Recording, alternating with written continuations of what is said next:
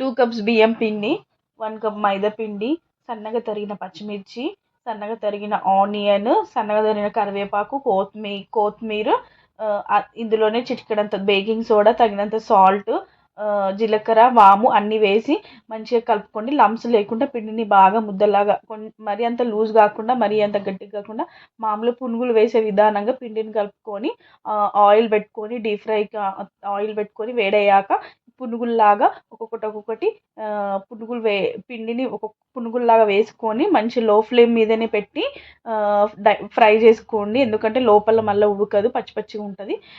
బాగుంటాయండి పునుగులు, ట్రై చేయండి. పిల్లలైతే ఎంతో ఇష్టంగా తింటారు. స్కూల్కి రాగానే స్నాక్స్ లాగా కూడా ఇవి చేయొచ్చు. పిల్లలు చాలా బాగా తింటారు. మా పిల్లలకి నేను ట్రై చేశాను, వాళ్ళు చాలా బాగా ఇష్టంగా తింటారు. మీ పిల్లలకు కూడా ట్రై చేయండి.